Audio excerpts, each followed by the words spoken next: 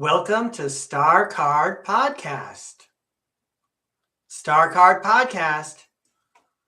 Onward we advance into the age of Aquarius. In the United States, it was once considered not polite company to discuss politics or religion. My name is Breakaway Ray, and today I'm going to do both. And besides my regular routine of self-deprecating humor, I'll also be making fun of my fellow citizens here in the United States of America. Let's see how many subscribers I have by the end of the show. You've tuned into a live tarot throw. Today is July 1st, 2026. Here's what we have coming up on the program. First, let's go into the future. It's the year 2034, 8 years from now. Planet Earth is now Breakaway Planet Earth, and we'll have news from the news desk on the West Coast about all the stuff that's going on. Then, we'll invite the tarot world to comment on government a la the Commons, where you need to participate in order to expedite things.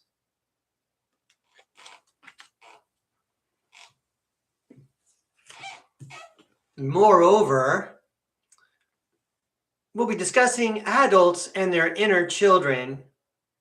May I refer everyone to the description where I featured a link to a video by Howdie Mickoski about the maturation process and the transition from childhood to adulthood. After I get done talking about all those things, maybe in about an hour, it'll be time for tarot for the audience. So if you're watching the show live and you're participating in the chat and you'd like a tarot reading for the second part of the show, please check my instructions at the top of the chat. And then meanwhile, we're going to start off the show. Where is it? Here we are, STARCARD Podcast. Why don't we start off with Tarot Haiku today? We're going to have a lot of fun. Thanks for tuning in. Let's go to the Tarot Cam. All right, I got to clean up down here.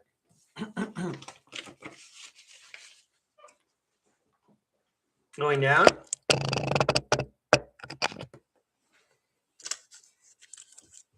And I got to do some work with the lights here, everybody. I am my own stagehand and technician. It'll just be a moment.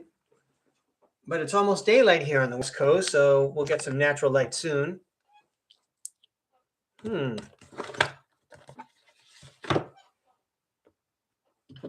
want to block out that light. There's the deck I want to use. Oh, I didn't block out that light. Hang on.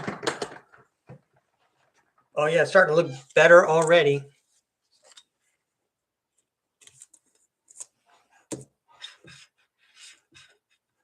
I think I'm almost ready. All right. Tarot haiku. So a haiku poem is when you write out 3 lines. The top line has 5 syllables. The second line has 7 syllables. The last line also has 5 syllables. I'm not going to throw that many cards, everybody, but I am going to throw 2, 3, and 2 cards. And we'll let the tarot world tell us a wonderful story within the framework of a haiku setting. And I have to adjust something here on my screen. One moment. Okay, we're doing good. Thanks for tuning in, even if you're watching the recording. Well, I mean, even especially if you're watching the recording. I hope you have a good time today. You can always fast forward to your favorite parts. Okay, so I'm going to use the Lightseers Tarot. It's a contemporary deck. It's a multi-ethnic deck, but it has a lot of traditional and classic messages.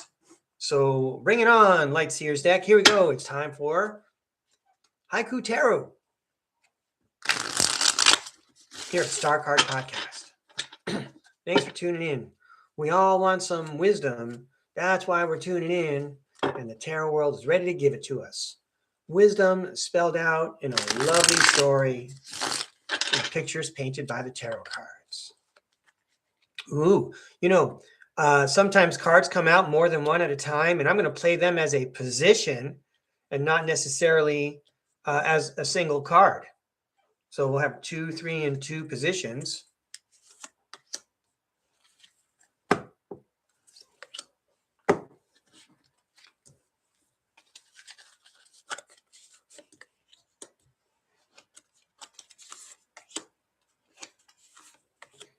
All right, I've got 2, 3, and 2 positions. And I want to make sure you could see it all. Hang on.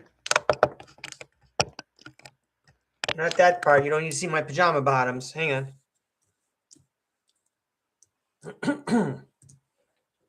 I think I'm ready, everybody. Wait a minute. Oh, Breakaway, you are so fussy. Well, yeah. Okay. Tarot haiku. Bring on the wisdom. Here we go. The 4 of Pentacles. Remember to prize what shines, accentuate the positive, look for the silver lining around that stormy gray cloud. Also, don't forget to save for a rainy day, as long as we're talking about rain and weather. All right, could that be a theme in this poem? Let's see. Ooh, I like it. The High Priestess is back. What's important? What do I prize? You already know. Whatever brings you joy, whatever your intuition guides you to, whatever comes natural. If you're thinking too hard about it, then it's not natural. Yeah, what do we value? Our instinct knows. Our higher self knows. This is talking about ethics, isn't it? What is the right thing to do? We already know what it is. Yeah, it sounds a little bit Rosicrucian, doesn't it? Hang on, let's move on. The Fool card, a new adventure, a new style, a new mode of living.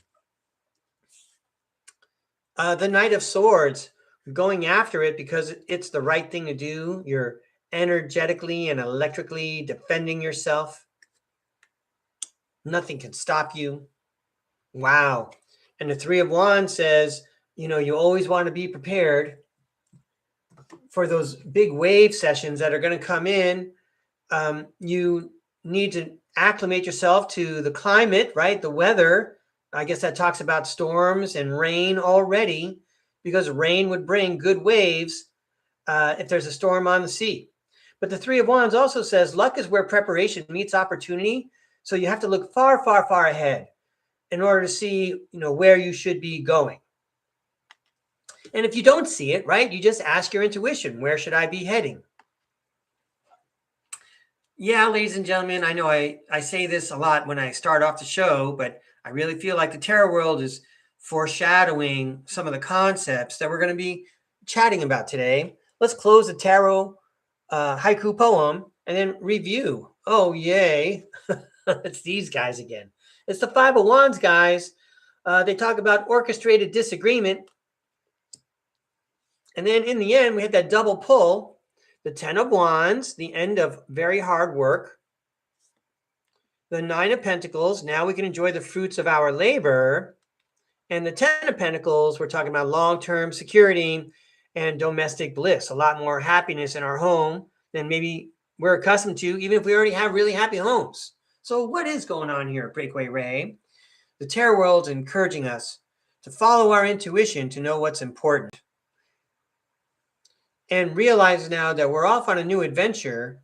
And in order to catch the best waves, we need to be enthusiastic and go for it.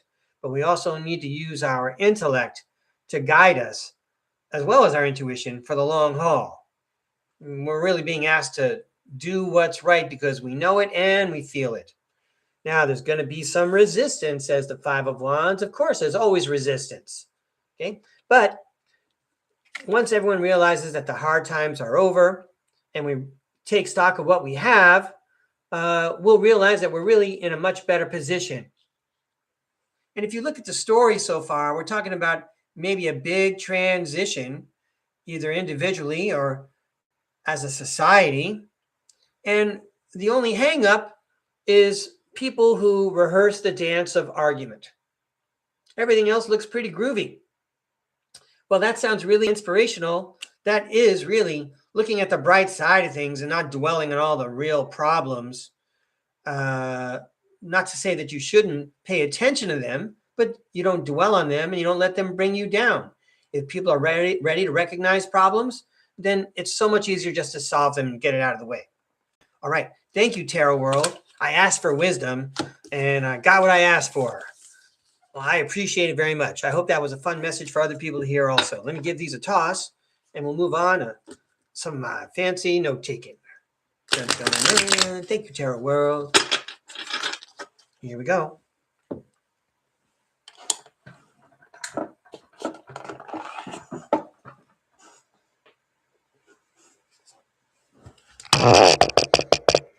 Sorry about that. Hang on.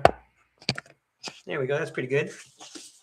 If you're new to StarCard Podcast, then I want to let you know that before I turn on the camera, I take very careful notes because I don't want to forget what I want to say. I don't like coming on camera and looking like I don't know what I'm doing. I also don't like it, and I've been training myself and watching my podcasts. I don't like it when I say, or I look like I don't know what I'm doing. So I got some notes. In fact, yesterday, I felt inspired. I don't know why I put quotation marks around that. I'm inspired all the time, right? You guys see it all the time. I bring out scripts where I use my imagination and I try to make things entertaining while integrating knowledge that a lot of us don't get to hear about or talk about. So I am going to share some creative writing today. And I'm teasing myself here because I feel like that's how I'm going to get in trouble on this channel, because I use my imagination and I encourage other people to use their imaginations. And that's like a no-no. What do you need your imagination for? That's not going to help you with your 9-to-5 jobs, plural. You don't need your imagination. Okay. So I mentioned self-deprecating humor. I do like to make fun of myself. And I also I foreshadowed myself that I'm going to be teasing people in my own country. Now, this is lighthearted, and I understand, like, some people may not like it, but I also want you to consider, and I've already considered it, obviously. There's comedians like Chris Rock and Greg Giraldo, and I would even point at the comic characters on TV, Homer Simpson, the cartoon, and Al Bundy, the live action father from Married with Children. Okay, these are all celebrated. Well, speaking of the last two, Homer Simpson and Al Bundy, those are celebrated characters in American culture. In lots of ways, those male characters are heroes. Okay, but you would never look at them and say these guys are scholars or gentlemen, right? And if you're familiar at all with Chris Rock or Greg Giraldo, you know that they use stupidity among certain groups of people, including their own people, for humor, right? Because it kind of hurts. So rather than turning on the camera and getting all dressed up with my tie and coming off as pompous and telling everyone how dumb they are, that's not what I'm doing, okay? Because I'm pointing the finger at myself too. I'm just pointing at a dynamic. I think that if you're tuned in to StarCard Podcast, you'll see through my little veil of humor here, because I'm encouraging people to learn. Even yesterday, I was teasing people at the beginning of the show about reading books and going on your media fast. And I'm always talking about, using discernment. Okay, so I want you to enjoy the show, and I don't want you to get so emotionally tied up in it that you think, for better or for worse, love or for hate, it's all the same thing to me, that, I arouse some kind of passion in you. I encourage you to use your imagination and discernment. And remember, I'm just some dude on the internet. I'm not making any money. I'm not trying to persuade you to buy anything. But I am giving you some ideas to think about. And why not think about them? That's for entertainment purposes only. Expand your mind. Use your imagination. Let's see what I can do. All right. I do have quite a few notes here. So maybe a few weeks ago, 2 weeks ago, maybe, I came up with an idea off camera about, when there's real disclosure here on planet Earth is going to be like the greatest breakaway civilization ever. It'll be like a breakaway civilization on steroids, a breakaway civilization with an exponent, because there will be a massive influx of technology that should already be here. And we got 8 billion people to play with it. And these are all people who are suddenly discovering that they have powers, mental powers, spiritual powers, even physical abilities that they didn't even know they had. And all of a sudden, they have transformed from someone who's, clocking in, doing the job, being a responsible parent, being a good friend, being a good employee, and sitting in traffic and paying their taxes and trying to stay out of trouble, and just getting some peace and quiet on the weekend, to all of a sudden, by comparison, you're almost like godlike, like in the Marvel hero godlike sense. Okay, I'm talking about, small g gods, right? Demigods. And all of a sudden, your mind can access information off planet. You can connect telepathically with anyone, whether they're on planet Earth or in the invisible world. You can request what you need and receive it because, you're part of a crew that's off planet, and they're keeping an eye on you and sending you resources and information so you can get your job done down here, whatever that job is. And then at the same time, you'll be realizing I've had lots of previous lives and future ones. And if I don't stay busy, all of a sudden these other lives like pop up in my mind, and they discuss things with me and in front of me and remind me about what a grand creature I am, this immortal spiritual being living a temporary human existence. That sure sounds different from, I got to get to work on time. And by the way, if you got to get to work on time, drive carefully and don't worry about listening to StarCard Podcast. This is on a recording. You can tune in later. Okay. I'm not going anywhere in more ways than one. All right. Now, what else have I got to say here?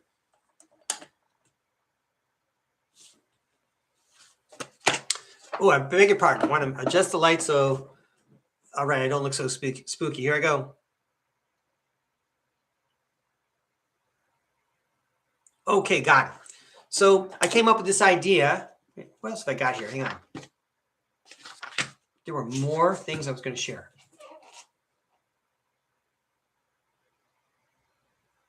Okay, I got it. I forgot. I put some notes on this thing. So first up, in the last couple of StarCard podcasts, I've been mentioning about a trip I took in the 1980s to what was known as the Soviet Union, the USSR. And one of the places we visited was in Leningrad. It was called the Hermitage Museum, the Hermitage. It's got the word hermit at the front. And the Hermitage Museum is gigantic. Anyway, our guide, who is a gentleman from London, was taking all of us college kids, us American kids, on a trip to the Soviet Union for a week. When we were riding the bus and, we got off the bus and we were going to walk inside the gigantic museum, one of the things he shared with us is the story that he must have heard about how it got built. Because if you consider where Leningrad is and the cold weather there and the tough times the serfs, S-E-R-F-S, the tough times the serfs had, eking out an existence in the days of no heat, you got to build a fire. You have to try really hard to raise your crops in a very difficult environment. All the things that we're told about the way old Russia used to look a couple of centuries ago, an agrarian society. Anyway, here's what the Englishman, the British gentleman, he was from London, told all of us college kids. He said that in order to get the Hermitage built, people had to come out and they had no tools, okay? And they had to use their bare hands to, carry things to where they were going to build the Hermitage, and they had to construct it that way. And that sounded like something I wouldn't be able to manage or understand or deal with. I'm quite sure I'd have like a mental breakdown immediately in a situation like that. But this also reminds me of what we know of as slavery in the United States, which I'm not going to explore right now. If I was a serf, S-E-R-F, in old Russia, and the emperor wanted me, the Tsar wanted me and people in my village and in my town to build a gigantic museum or palace or whatever, and he wouldn't give us any tools, and he wasn't going to pay us. The only way he could get us to do it is if he had a soldier stand next to us telling us to do it. Well, you know what? The soldier is much stronger than me in the first place. How come he doesn't get down here? His job is just to beat me up if I don't do the job. I don't see how that job could have gotten done. I mean, I was already thinking that before we had this great influx on the internet of people discussing how old world buildings could have been built. So that's the first thing I want to mention. It's all going to tie together, I'm sure. I trust the YouTube artificial intelligence to summarize and draw all my ideas together. I got my fingers crossed that you will before I do. I'm pretty sure I already have. So there you have the Hermitage Museum. We're told that people had to work really hard with their bare hands to build that thing. Good thing that they were intuitively experts in masonry, and they had good posture, when they're doing all that heavy lifting. Must have had some really great beasts of burden and a lot of great pulleys. Am I being facetious? Okay, next up, speaking of old world buildings and travels I took, this was also from my semester abroad. So right in the middle of my semester abroad, which was in 85, 86, one of those years, I was abroad in the University of London with Cal State University, Northridge, and other Cal State schools. And they had like a mid-semester break. It must have been like October. So I dashed around England, and I visited Chester, which is a fun city to visit. Has a wall. It's a walled city, and you can walk along the wall, and you have a great view. I like views. Okay. So then from Chester, I went to a city called Liverpool. You may be familiar with it because a rock group called the Beatles came from Liverpool. And of course, there's a tour, and I went on the tour, and we saw the fire station, and what else did we? Well, we saw all the things that they talk about in the song that are still around. But anyway, I was on a tour. I got connected with. I don't know if this is a member of. I don't know if he was a member of Parliament, but he was some kind of government dude from Liverpool, and he wasn't. I guess I was on. I'm not even going to talk about that guy. I'm talking about a different thing. Let's just focus on the main subject here, not the persons involved. Okay, so in the middle of Liverpool, there are two gigantic churches. I don't know their names. I didn't look them up. They're two giant cathedrals, and I do believe that one of them is Roman Catholic and one of them is Anglican or a Protestant version. And what's unusual, I thought, is that both of these gargantuan cathedrals, these masterpieces of architecture, okay, they're like right next to each other. Like you could say, like, this is like a real crosstown rivalry. This is a real contest where, one group saying our church is better than yours. Slightly different styles. I think the tour guide at the time was telling me I was in the one that you would consider like the newer one, not the one that looks like more like Cologne Cathedral or St. Patrick's Cathedral in New York, but the other one that looks like, it's got less decorations, etc. So anyway, I was in that one, and the tour guide was saying that, they designed these churches with gigantic doorways to make the humans feel small and modest because, you're in God's house, right? It's God's house. So naturally, if you're walking through a gigantic doorway, you're not going to get too full of yourself. These are the reasons and explanations people have been coming up with for some of these old world buildings and their designs.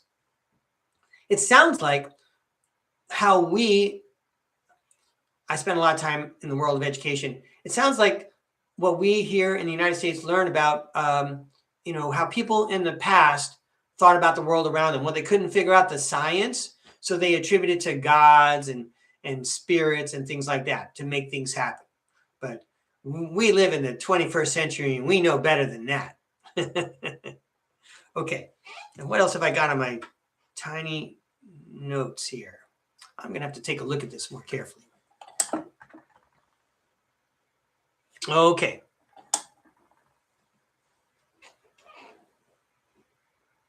Speaking of more good fortune on my part, I think the good fortune stopped. The good fortune stopped in this department. I'm talking about vacations, probably right around this time in the 90s. I threw in the towel. I'm not getting into why. Vacation is important. Play is important. I have integrated play and vacation into my life as much as possible every day. Every day is raycation. I'm going to play every day. I know I live in Southern California. It sounds like it should be automatically pretty easy. Also in Southern California, I agree. You really don't want to travel to other places. Where else are you going to go? Okay. Even Hawaii, it rains too much. I love you, Hawaii, but I don't need my umbrella out here. So anyway, let me continue here. I gave it a shot. One of my friends said, let's go to this all-inclusive resort this summer. It's in Cancun, Mexico. I said, all right, never tried that before. Let's give it a shot. We went down there. We had a good time. And I met some people and actually met them the following year in another resort the following year. Here's what I learned about going to these all-inclusive resorts. It's not just people from the United States. There are a lot of Europeans there, but there are people from all over the world, kind of like STARCARD Podcast Chat. All right. Well, nobody gave Americans a hard time about this, but even I could see where other people were coming from, because at this all-inclusive resort, every meal you sat at a table, a giant table of 8-10 people, right? And it was a buffet. You go get your food, you sit down, and before you go into the restaurant, I like this part. I wrote about this in the book that I didn't publish. Before you go into the restaurant, they actually ask you, what language do you want? Or after a while, if they know who you are, they know what table to put you at. So, you can sit with people and you don't have to, practice a foreign language. But it didn't matter for me. As soon as they saw me, they actually kept on asking, hey, Breakaway Ray, what table do you want to sit at today? And I'm like, I think I'll sit with the Italians today. I'm going to sit with my French friends over there. Because all of these Europeans, they could all speak English pretty well also. So I could go back and forth. I knew very little of their language. But in general, I think a lot of people in the United States would agree with me that there's not a lot of people in the United States who take up second languages. It is certainly not introduced to us in school. It's a requirement in secondary school when we're teenagers, and we miss that golden opportunity when we're young and our brains are so malleable and we can take on new languages in a hurry. So, yeah, that's another fault in the United States education system. It's not the fault of the American citizens that they don't understand another language, even Spanish, which is so pervasive in the United States. All of us need to try much harder to learn Spanish here in the United States. And I got to say, there are a lot of people doing that. Now, I do see a change, but I'm saying put your pedal to the metal. We need to become a polyglot society like many European nations in a hurry if we're going to stay informed and up to speed. So one of the things I noticed besides the language is that when you sit at a table with people from the United States, everybody knows what television show you're talking about. And guess what? That's probably most of the stuff you're going to be talking about. You're not going to be talking about books or art or different aspects of different cultures. Here in the United States, we're not really exposed to other cultures. And for the last 15, 20 years, we've been tamping it down because we don't want to come off as racist. And I'm encouraging everyone to watch what they say about Italians and Italian Americans. Okay, I'm still doing it. We all got to be careful. We all have to be sensitive. Okay, I want to remind everyone about the example I shared of Toledo in the 14 or 1500s. It was a city that was polycultural and polyreligious. They had all the Abrahamic religions and they were all getting along and they all celebrated each other's holidays. That's from what I understand. And that's a nation that we can have too. All right, a lot more brotherhood. We don't need to fight over whose Jesus is better. Look at those two churches in Liverpool. Who's celebrating Jesus better? Which church is better? Okay. Of course, I don't believe that those churches were built in that manner for those purposes. I think that these are old world buildings. They're part of the natural energy system of planet Earth, and they were changed. They were repurposed, like all the old world buildings. Think of all the post offices just to begin with. And if you want more information about why I think these weird things, please check my description. I put some links to Old World Exploration. That gentleman does a great job over there. And even Michelle Gibson will put some more mustard on that hot dog for you. All right. So through no fault of people in the United States of their own, okay, we are underinformed. We don't know a lot about people in other countries, as Greg Giraldo would point out. and we're kind of proud of it. Okay. And when people, look at us and say, how come you don't know these things? A lot of Americans, we kind of appreciate this attitude. Well, I'm American, and that's how I am. And, you don't have to come off all smarter than me, blah, blah, blah. Not exactly the kind of character I'm hoping for when we present ourselves to other nations and other citizens around the world. Okay, but there was no conflict. Everybody was on vacation. Everybody was happy and having a good time. But I don't think there's anyone in the United States who would disagree with me that we don't know stuff. And we're totally cool with it. They have these little disclosure sessions in Congress. They actually come out straight and tell us stuff. And then we just go about our business. And we let them tell us what to think on TV and we move on. And we're not trying very hard. Why read a book? I barely have time to read a book. What book am I going to read? And why should I read a book? I could just listen to someone on social media tell me what to think. That's a little bit easier because I don't have time for that stuff. Breakaway Ray, you got no job? Okay, I'm sorry to hear that. But you know what? I don't have time to explore seriously the things you're presenting for entertainment. I'm going to keep going, everybody. I got some more thoughts to share.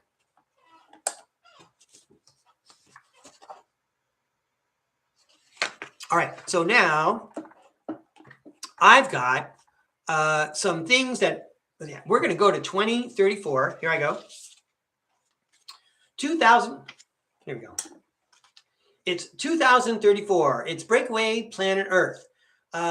Somebody sequestered and absconded with a free energy device, and now energy is much, much cheaper. Knowledge of how med beds work. Am I going to get a strike? This for entertainment purposes only. I don't know what a med bed is. Knowledge of how med beds work had also escaped out onto the internet and got spread around by paper, even paper and pencil. People were hand copying manuscripts like medieval monks. And now health has changed around the planet. The practice of medicine is now one of the utilities like water and electricity, and even those utilities don't cost as much as they used to. And government structures have been reshaped, and some of it had to do with the finances that led up to this. National finances, national debt, as a matter of fact, over many decades, finally plays a role in reshaping the way the maps around the globe look. I did say globe. All right, so here are some things I came up with. What's it going to look like in 2034? I got some bullet points, and then I have some creative writing. Some bullet points. Okay, off-world jobs in all areas. Still don't like this light. Off-world jobs in all areas for those who want to believe in space travel. If you don't want to believe in space travel, that's fine. But for those who do believe in it, you can click on the right link and access off-world life. You can get a job. You can go to school or what have you. You can take a trip. But if you don't believe in space travel, it's in the background. It's conspiracy theory, and it's not for you, and you don't need to worry about it. And as a matter of fact, in 2034, they're going to be offering free neural implants with dream deletion software. There's a dream deletion app.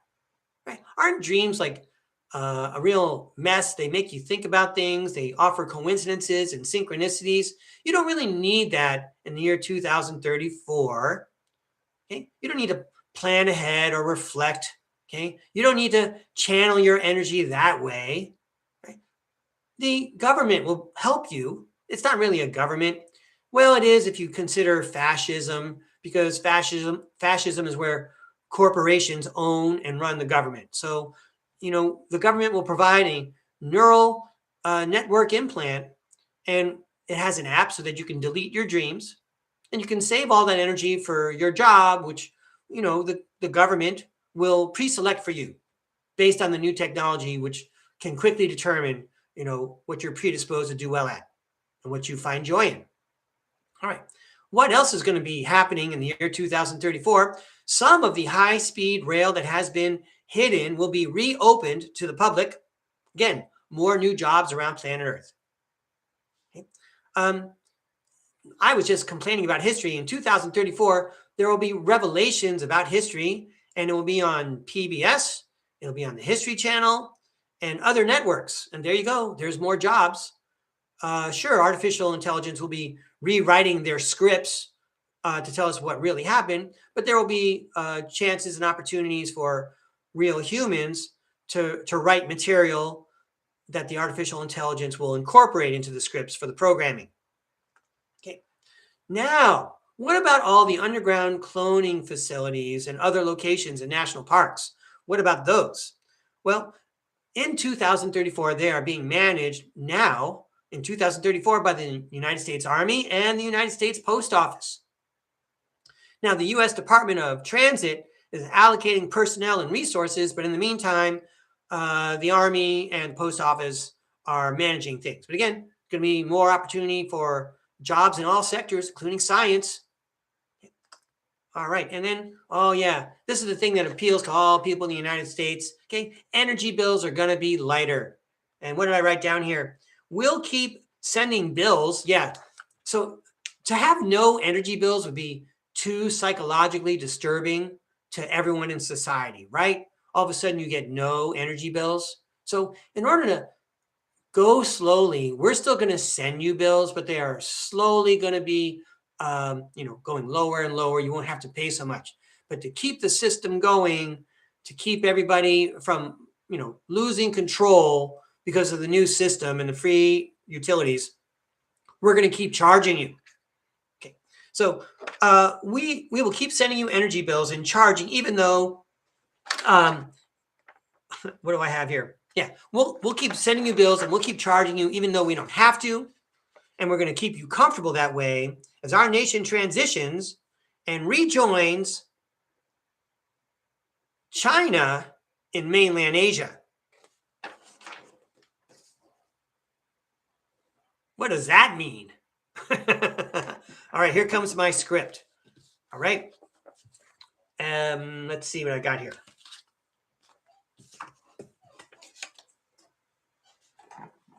So in 2034, can I read this? Yes, I can. I wonder if I can try one more. Hang on. I don't like that. All right, everybody. In 2034, I might still have STARCARD Podcast, but a major news network picked me up to be a newscaster. So here am I, 8 years from now, at a news desk, not only telling you the news, but breaking the news. Big news for people in the United States of America. Now, this is 2034. And after 8 years of people talking to their remote controls and watching hours and hours of programming on their screens, well, people in the United States have a limited attention span. And so when I'm doing this newscast, you're going to have to use your imagination, because part of this program involves inserting computer-generated graphics to keep the attention of the audience I'm trying to speak to. All right, are you ready? And I'll let you know when the computer graphic image comes in. Here I go. I think I'm going to need more light. Hang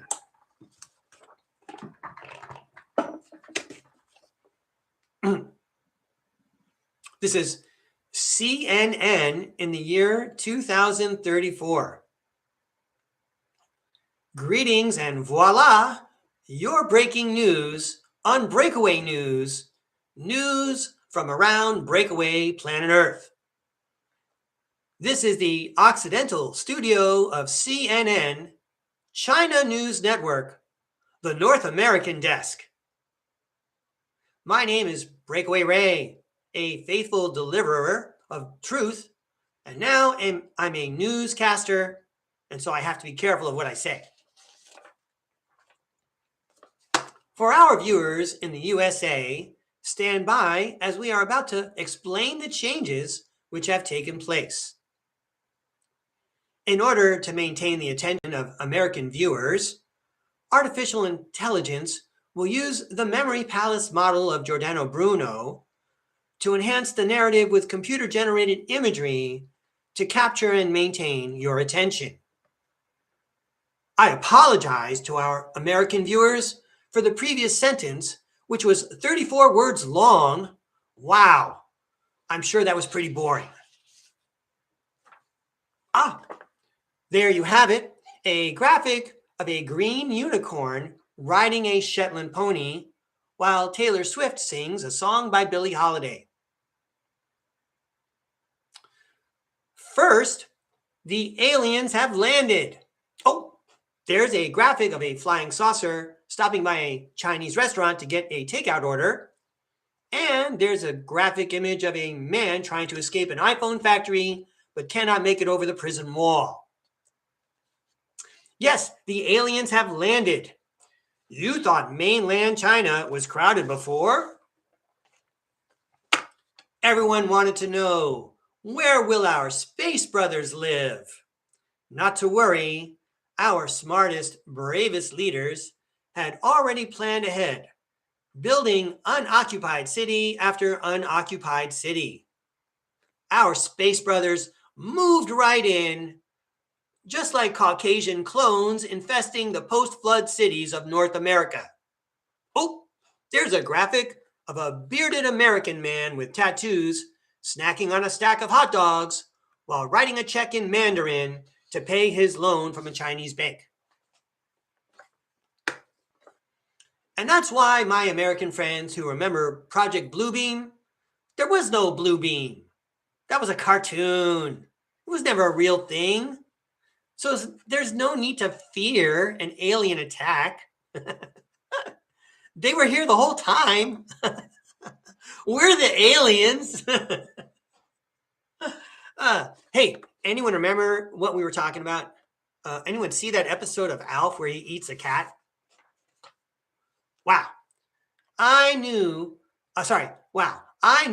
that there were some people in the USA, they were called Republicans. We don't have them anymore.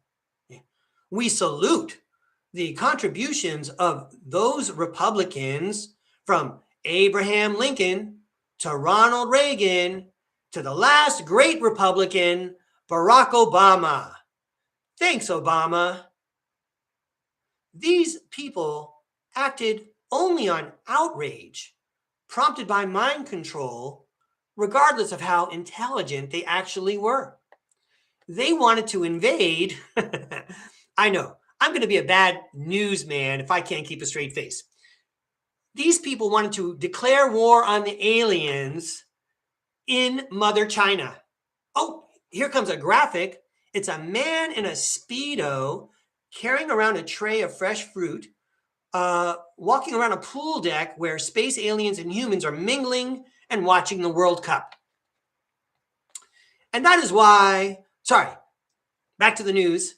And that is when, my fellow Americans, it was time to let you in on the wonderful surprise. Congratulations, United States of China. You reneged and defaulted on your loans years ago, but now we are here to rescue you.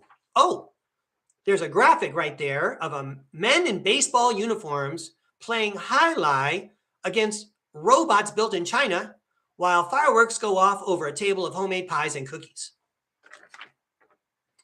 American people should know that they may continue living American lives.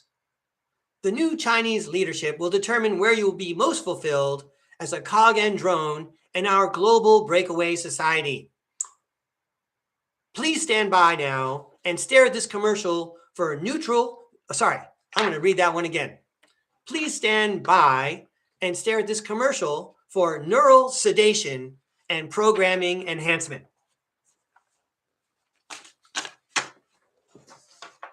And now, let's talk to the tarot world about some of the ideas I presented. One moment.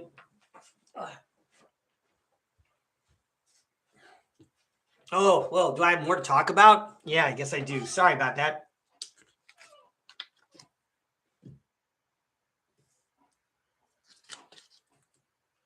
All right, so first of all, let's start off with my comment, my question, who has the best Jesus?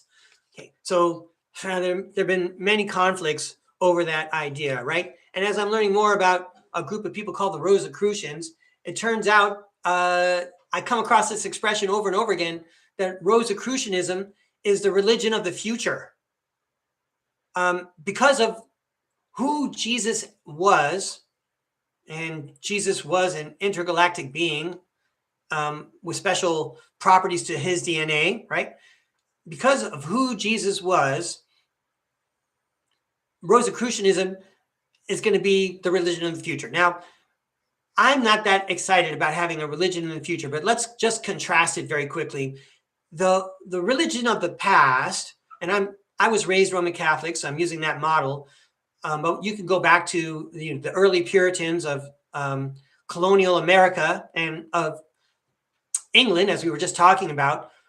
The Puritans had their own special brand of how you behave. Okay, so you behave in a certain way and you follow rules, because if you don't, you're going to receive the wrath of God. You're not going to make it into heaven.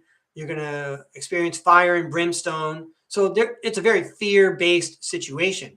But now, in lots of ways, we all know better. So there's no need to fear God. I mean, it's okay to, defer to God and to fear him for sure. But that whole concept of, you sin and, God's going to strike you down, that kind of thing, seems to have changed. And if you really read the philosophies of the Rosicrucians and the Gnostics, I presume, and the Hermeticists, they all explain, that life is really energy and you have God inside of you and you can control it from there. So I'm going to throw the cards down and just pose the question, who has the best Jesus? I don't think it's important. There's many, many societies and civilizations here on surface planet Earth alone who did great without knowing a single thing about Jesus. I don't really believe that the Rosicrucians are trying to top anybody's religion. Those guys came from the great schism of the 1600s when Martin Luther got things started, nailing his complaints to the door of the church. Okay, that separated the Protestants from the Catholics. I'm quite sure that the Rosicrucians were not only aware of that, but didn't say to themselves, well, we're going to top that. Our Jesus is going to be better. And what about those two churches in Liverpool, right? What kind of contest were they trying to have there? All right, so we're going to ask the tarot world what we should think about that. I think that the Rosicrucians and the Hermeticists have good principles and good philosophies that you can actually integrate into your daily life, and we can integrate into our world, into our society, which is why we still study Plato, Plato, who had a little fascist streak in him. Okay, you do things for the state because the state is doing it for everybody. But guess what? The state is doing it for everybody, and they have a philosopher king. They have a leader with integrity. All right, so that goes now to how do we make that transition? Where do we get leaders that are going to have integrity? You have artificial intelligence. Well, we've probably always had it. Why don't we task it with finding the people that are best suited for the job? And I mean, I hate to repeat myself, but there are so many videos at STARCARD Podcast. And there's a bunch of them where I talk about a book by Arthur C. Clarke called Imperial Earth, where he explains that in the future, artificial intelligence will pick the leaders of countries. And in the future, according to Arthur C. Clarke, these leaders will be dragged kicking and screaming into the positions of leadership, like the Oval Office, and they will do a good job so that they will be let out early for good behavior. And then you bring in the next person, okay? And they're not doing it for money. They're doing it, for everyone's benefit, to keep the planet going.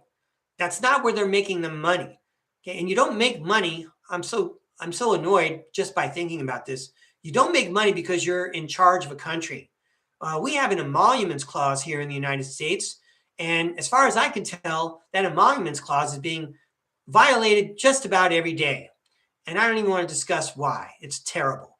But what I'm talking about is a situation where you have a leader and you have leadership, let's put it that way, that does not have integrity. They'll just tell the people what we want them to know, and they'll go ahead and do whatever they want to do. All right, so we're going to ask about that. Who has the best Jesus? Another non-specific question is about adults and their inner children. I don't know. Do you feel like I do that your interactions with people, whether it's at work or in your family or in the neighborhood or on your league team or whatever, they're fully grown adults, but sometimes they act like kids, like they've plateaued. And you know that if you even broach this subject, there's going to be like a shutdown of communication and there's going to be problems. Why entertain the conflict? Why even bother? This would be like, if there's a zombie apocalypse, you don't fight with every zombie. You walk away from the zombies. Okay, actually, you trot or you jog because the zombies don't run, right? So they're not going to bother chasing you. Don't fight with every zombie. Okay, so we'll ask about adults and their inner children. I'm not claiming I know anything about it. I want to ask the tarot world what it thinks. I want to gather ideas from the images it shows me and share them with you. Maybe we'll get some new ideas that we can put out on the internet and people can start thinking about these things. And the other thing I want to talk about is government with the comments. Yesterday's podcast, I gave the example of a certain community in the United States that took back its community after a mayor got elected who was not behaving responsibly or ethically with their community's best interests in mind. And, a few years ago, we had a phenomenon called Occupy Wall Street. I'm sure everyone's forgotten about that. I'm sure it's been rubbed out, scrubbed from history books. Nobody talks about that. You know what else nobody talks about? I'm going to go ahead and say it. I'm a big fan of Magic Johnson, the basketball player, the Hall of Famer from the Los Angeles Lakers. And I got a problem with how the spin was controlled because I remember this. I remember Magic retired when he took an illness and he came back. And I remember that there was a time when, let's see if I got this right. He retired again after playing a little while. And there was an instance where he behaved in a way that wasn't emblematic of the Magic Johnson that I knew. But that whole history of his somewhat second retirement, mini retirement, whatever, that's like not even mentioned. It's not even, people don't draw attention to it. Now, I'm glad that they're celebrating the best parts of Irvin Magic Johnson. And he's like the last guy I want to say, look at him too. He's also a human. He's the last guy I want to do that to. But I just did.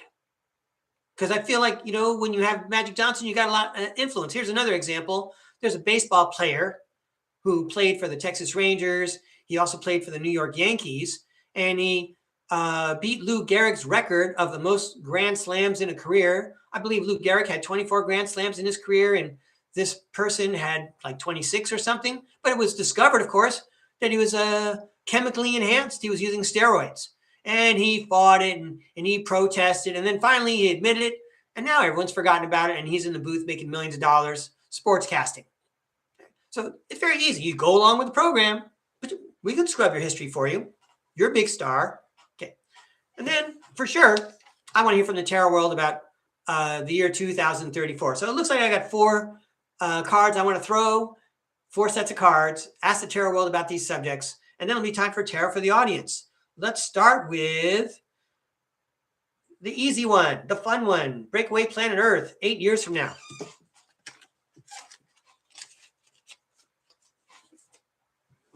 For this, I'm going to use the Robin Wood deck. I just happen to like the way the language works for me.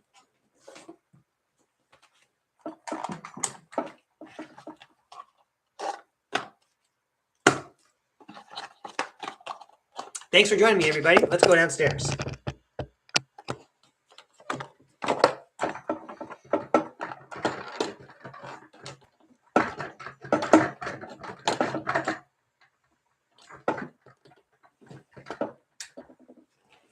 All right, that looks pretty good.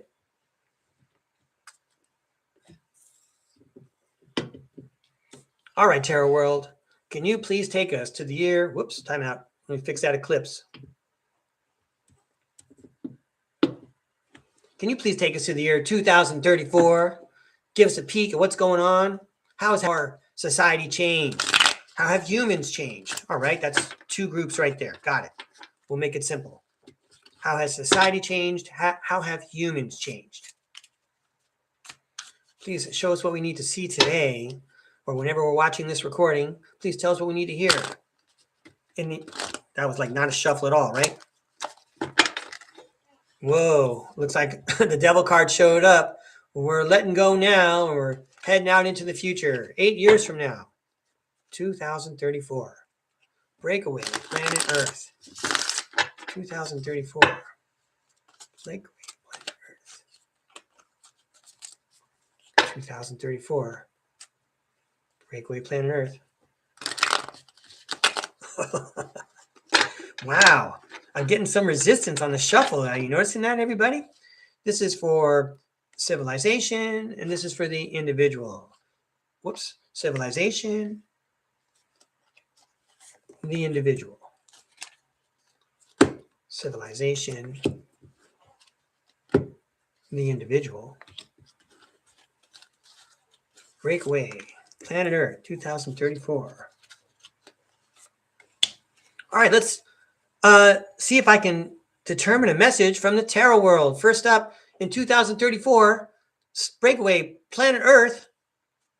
Well, it's a Two of Swords. It talks about being at a crossroads, not having all the information, but being ready to go. We got a tool in each hand. I do notice that, space is emphasized behind the Two of Swords lady. Look at the night sky, and the moon is prominent. Okay.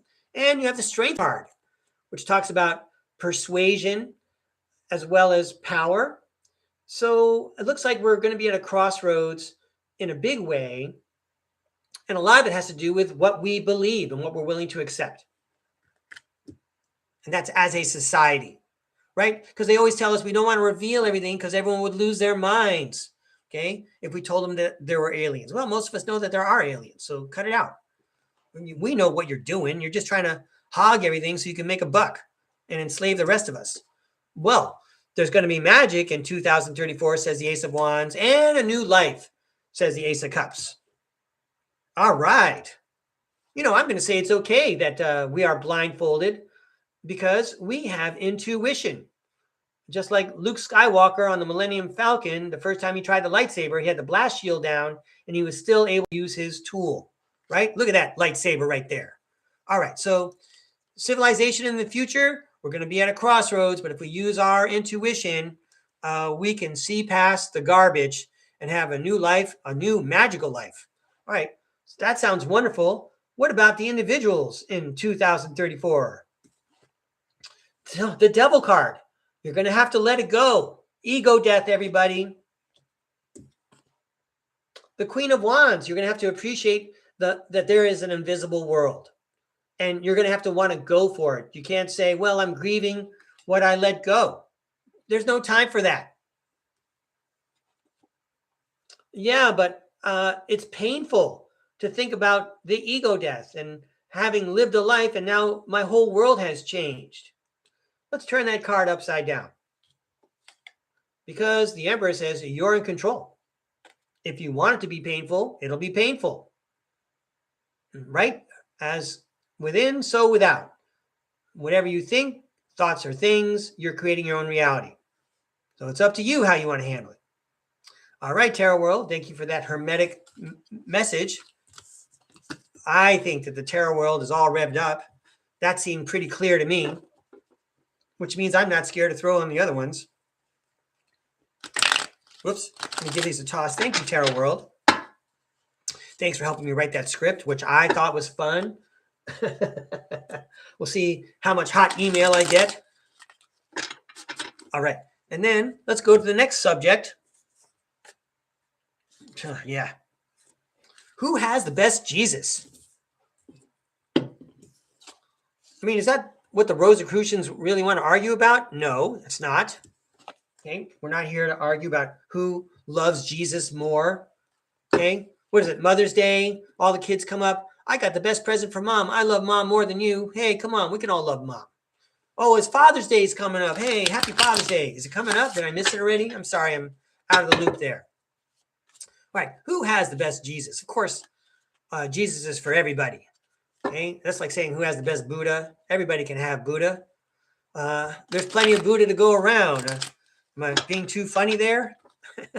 When Buddha goes to the movie theater, he sits next to everybody. All right. Who has the best Jesus? Let me give these one more shuffle, one more bridge shuffle. I love my large and heavy jokes. Hey. Who has the best Jesus? The King of Swords says, I'm here to tell you who has the best Jesus. So listen up. Let's give these cards a toss. Got it. Hey, Tarot World. I asked the question, who has the best Jesus? Now, that's a silly question, but I know you have some wisdom to share on the subject. Everybody can celebrate whenever they want. Jesus doesn't mind. Okay. Who has the best Jesus? This is some dangerous tarot. Even for me, I'm all, dude, I can't believe I'm doing this.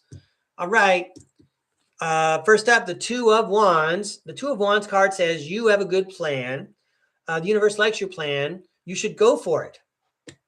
So no matter how you worship or celebrate Jesus, it's a good thing, even if you don't, whatever your plan is. If you have an ethical framework that you operate from, whether you're following the 10 Commandments or some other set of rules, Confucian aphorisms, whatever your plan to live a good life is and to treat Earth respectfully, it's a good plan. Doesn't matter.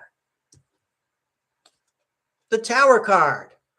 There is going to be a change in how we regard our religions in general. That's because like there's some of us, I'm going to say just some of us, not the plurality of us. Some of us understand how religions have influenced us throughout centuries and millennia, and some of us are just catching on because the history of religion has been more or less extinguished. It's not something for discussion. It's not something that we explore very much. I'd like to point out again to the USSR, where they had a Museum of Religion and Atheism. Okay. And now I feel like in the United States, we have a willing, invisible Museum of Religion and Atheism, where people would just prefer to watch screens than consider perfecting their soul, as the Rosicrucians would hope. Let's move on. The Ten of Wands. It's a lot of work. Check that out. It's a devil card. You got to let it go. I'm going to finish the message so I can figure out the real connotations here. We have the Seven of Wands and the Three of Swords. The Seven of Wands says we can overcome all challenges, and the Three of Swords talks about heartache again. And then look at how promising that is at the end. The Ten of Pentacles talks about long-term security, domestic bliss, and the King of Pentacles talks about being large and in charge and understanding the whole situation and keeping things balanced and abundant. So who has the best Jesus? It doesn't matter as long as you live a good life. Now, when things get hard and the world falls apart and, there's a lot of work to be done as we let go of our egos and even the things we used to know, keep in mind that you have the higher ground, says the Seven of Wands, and you can overcome all challenges. There will be pain. There always is. That's part of what you signed up for, to come down to earth for this exercise. You're going to alchemize it and you're going to turn it upside down. Look at how the story ends. Okay. The precious pentacle is your soul. It's the most valuable thing that you have. And now you have long-term security because you understand the connotations behind reincarnation. So all of your lives can be upgraded for long-term security and domestic bliss while you alchemize pains and improve your soul as you go along. But yeah, there's going to get ready, make plans. There's going to be changes and it's going to be a lot of work. You're going to have to deal with an ego death first. Who has the best Jesus? It's irrelevant. We're talking about how precious your soul is and what you have to do to manage it. You're the one wearing the skirt, addressing all the challenges. The kilt. Okay. Thank you, Tarot World. I'm trying to keep up. I'm hoping I'm doing a good job. Let's move on to my next clever poster.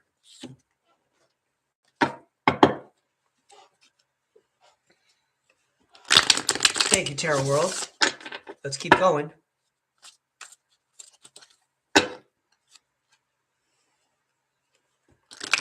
Next subject, there's two more. Oh, adults and their inner children. Adults and their inner children. Am I making too much of this, Tarot World? Shouldn't people mature progressively as they age? Isn't that like a normal thing? Wouldn't that be a cool thing to do?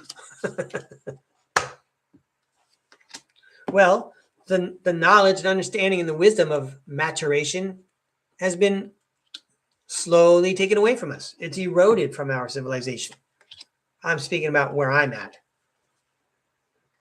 Okay, it's like they want us to start from scratch, like in Bartertown, in the movie Beyond Thunderdome, starring Tina Turner, with one of my favorite characters, the Master Blaster. And one of my favorite scenes in all the movies is when the protagonist of the movie discovers a group of young people living out in the outback in a cave. They are the survivors of an airplane crash, and they have no idea what happened to the world around them. And they had to make up stories just to make sense of their lives. Well, anyway, let's go back to the tarot cards here. Okay, adults and their inner children. Any words of advice, Tarot World? It's a tough balance. You don't want to set them off, and you also want to get things done. Eight of Cups, sometimes you just need to walk away from them. They need to figure out their own situation. It looks good to them, fine. Queen of Pentacles, you have to act like the responsible parent. You have to set a good example. You have to treat others the way you want to be treated. Is someone throwing a tantrum and yelling at you? Respond, don't react. Respond by showing how you would prefer them to behave. Demonstrate it for them. Clearly, they're acting less mature than you. Set a good example. And now, I'm going to interrupt this tarot throw to tell a story about my grandpa. I've told this one before, but not everyone's heard this one. This is like one of the only times you've seen this. So I was blessed to have my grandfather around till he was age 103 in 2010. And he was older than everybody, right? Especially when he was in his hundreds. Sometimes he would behave in a cantankerous way. He would not act in an empathetic way. He would complain in an angry way. And then I would respond to him, yeah, but Pop, you're older than them, so you have to set a good example. And that stopped. I still can't believe it. I still marvel about this. That stopped him complaining right away, because as I was growing up my whole life, he would always tell me, I was the oldest brother, you're the oldest. You have to set a good example. And I didn't like that, but I learned from it. And then when I started using it on him, he had nothing to say. All right. So let's go back. I'm not saying it's a good philosophy or a good practice. I'm just saying that's what happened in my life. I'm going to go back downstairs now. Here we go.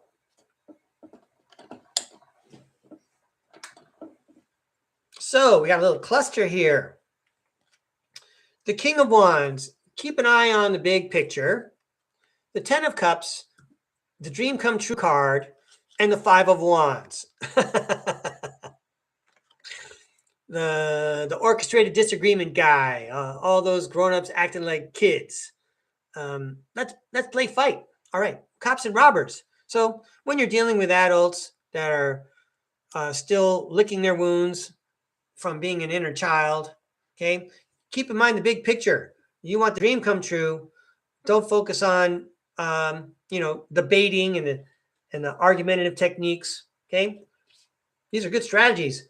Go with what you grow. Keep going with what you're growing. Right. You've been practicing showing your manners, being courteous, developing your empathy. Those are all good, humane traits to show. Besides the intellectual part where you follow rules and you do things in a sensible way. Where is that Queen of Pentacles? Okay. So in conclusion, That's the message from the tarot world, the Two of Cups. Right here, the Two of Cups is showing us an opportunity to reach out and to share our ideas with one another and to look past,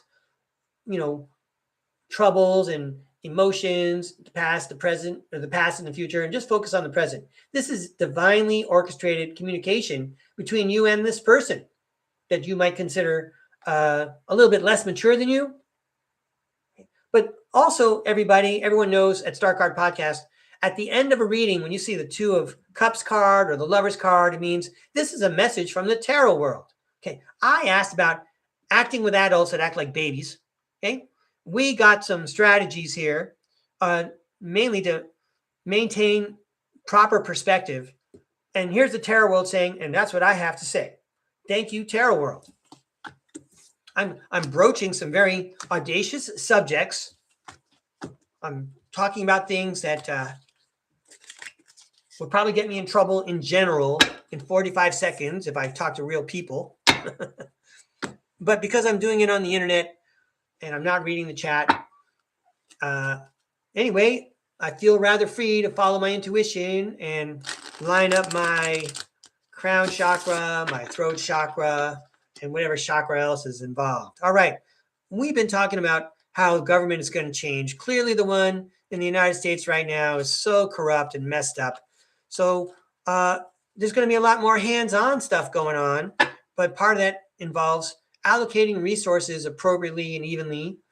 And that does mean that you have to go back to the Depression era system of capping how much people in the United States can make. And you have to have like reasonable ratios of wages between executives and employees. And you can't say, you know what, if charity's there for people, then we can help them. But if there's no charity, I'm sorry, people got to live on the street. And that is ridiculous. You got people who are billionaires. They have no business hoarding all the abundance that Mother Earth has to offer. But I understand that that's the system right now. Well, ladies and gentlemen, do you want to see a different government? Don't you think that you can make better decisions than that? Well, time to get your hands dirty. Time to make some sausages. Here's your Two of Swords again. We're at a crossroads. Remember, we saw this a couple of readings ago. We're at a crossroads. We don't have all the information, but we have all the tools. We're ready to go. The Emperor card, here it is again. We're in control. The Two of Pentacles, we will have to juggle two worlds to get the job done. We have to make a transition from the garbage that we're in now to a system that's efficient and honest. And that involves, I'm going to say, a subconscious pool party, everybody. We could blow the doors off of this thing if we all align our subconscious powers together. There's no way. It would be like a tidal wave of energy. They would not be able to contain it. It would be a dam break, okay? You have to believe that you have that kind of power. Well, the King of Swords is here to say, when it comes to government by the commons, yes, there's going to be a change, says the Death card. It does involve a transformation. And it will be a new opportunity, says the Page of Pentacles. So in conclusion, have a look at things differently, everybody. We don't have to sit still for this stuff. Okay, we can take steps. We can follow people who have their acts together and their minds together. And we can start making changes in our government while we still can. All right. All right. Hey, Tarot World, very eloquent lessons today. I appreciate you playing along with my posters. I hope I did a good job. I'm going to give these cards a toss. Thanks again, Tarot World. You're a cool dude. Whoa. Invisible College.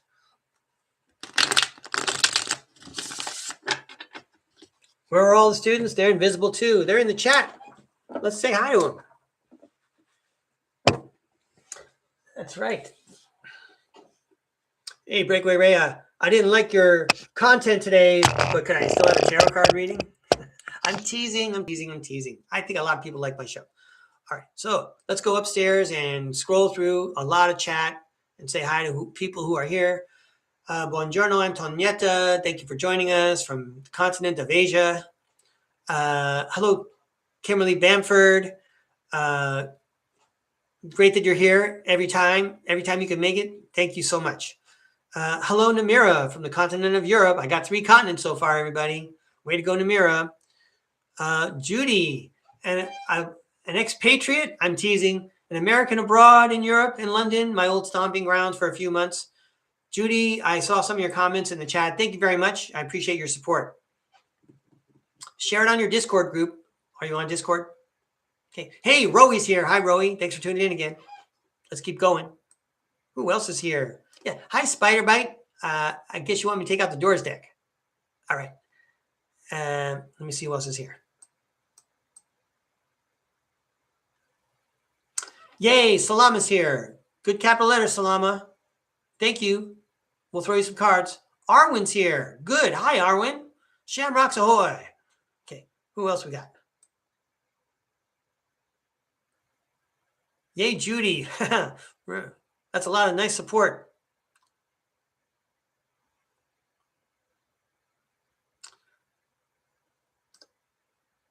Hey, Spiderbite, thank you very much for your support. And Kimberly Bamford, thanks for your comment as well.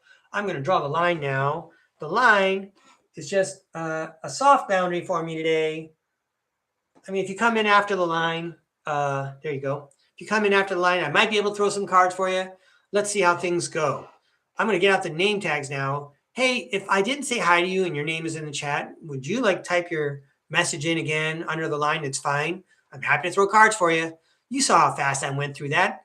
I'm trying to stay focused on listening to the tarot world. I'm not being analytical and precise by looking at the chat right now. I can't wait to read the chat after the show. Did I miss anybody? Okay, so let me go get the name tags. Keep them in this clouds box.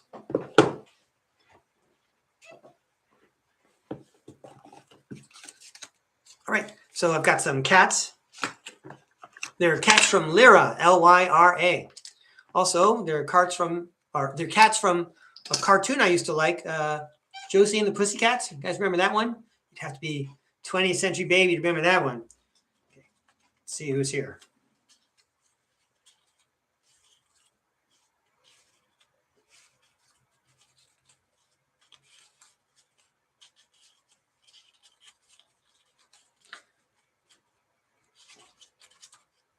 I haven't found any cats yet. There's Roey. Got your Roey. And Spiderbite.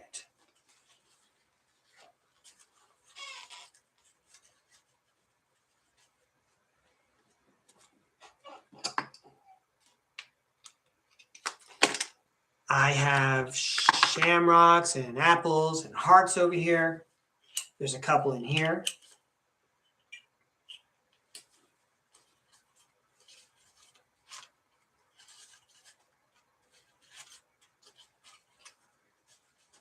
There's Arwen.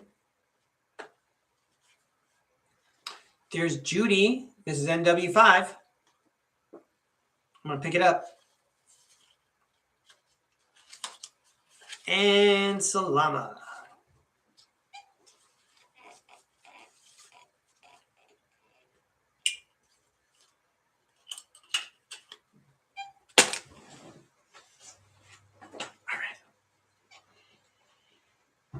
And then finally, I got some schoolhouses.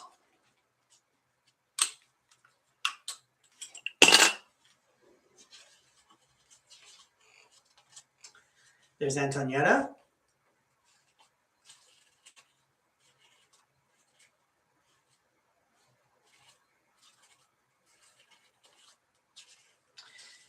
There's Kimberly Bamford.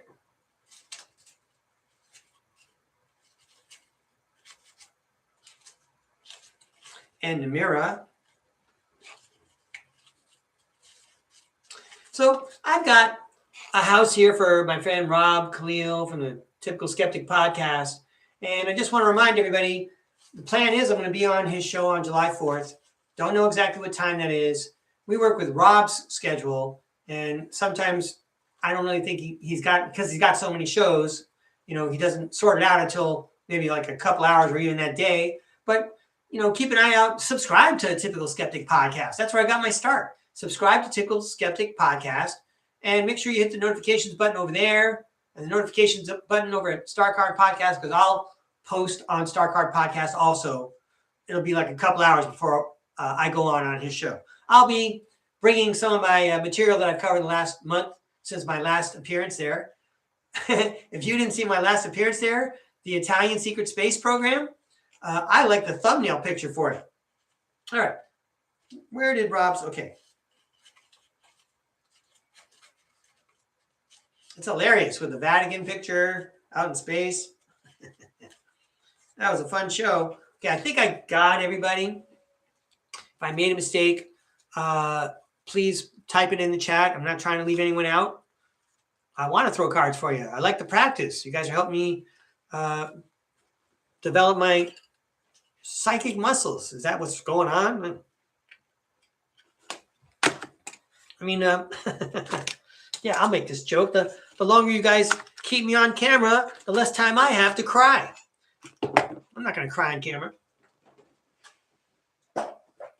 Oh, come on, Breakaway Ray. You cry and moan and whine all the time. All right, now let me go back inside the chat and see if there's specific messages. Like Salama wanted a week's reading, and Spiderbite wanted the Doors deck. I better go get that deck.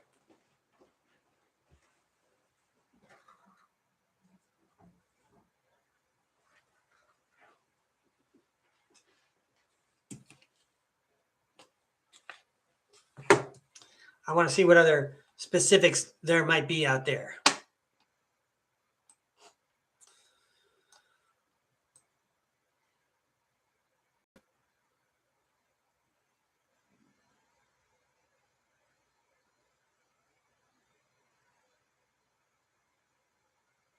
Okay, Rowie wanted the Robin Wood deck. Good, Rowie. Good job. Nice capital letters.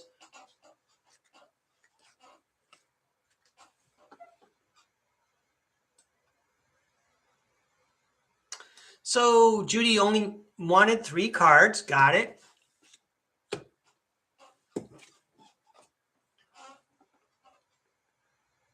Whatever cards I throw for Judy, Mrs. NW5, they're always like the best cards. Because then Judy writes in the chat, exactly how she's applying it. It's so beautiful the way people who are participating in the chat value the messages from the tarot world. That's really great. I'm glad I'm helping you out. Let me continue. Salama, cards for the week. Got it. Arwin, got your capital letters. Thank you.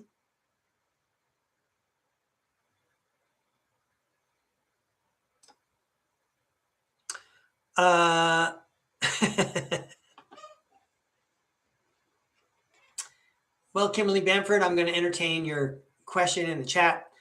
I did get a haircut. Thank you very much. I will let my hairdresser know you approve. His name is Ramon. Breakaway Ramon. Yeah, I cut my own hair. And I look back. I've been doing it for decades. And I look back and I think how much money I've saved. I'm not trying to take money out of anyone else's hands who's trying to earn an honest living. But in any case, I'm being frugal and I look like $1 million. You don't even know how old this shirt is. And this tie. It's got Euclid, the father of geometry right here. All right. Everything old is new again. All right. I think I got it all taken care of. I'm ready to start throwing cards. I'm going to start off with Rowie. No, yes, Rowie. Thanks, Kimberly. All right, everybody, let's go downstairs. I'm going to start off with Rowie with the Robin Wood deck. And then you can see I got everybody else piled up around my table. Okay, so.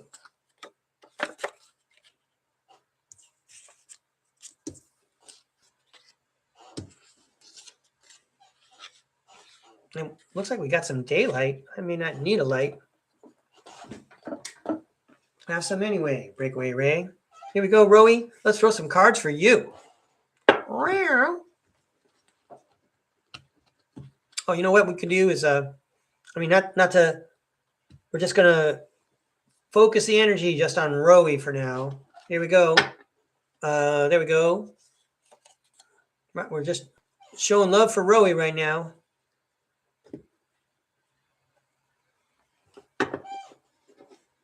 Thanks, Tarot World. It's been a great show.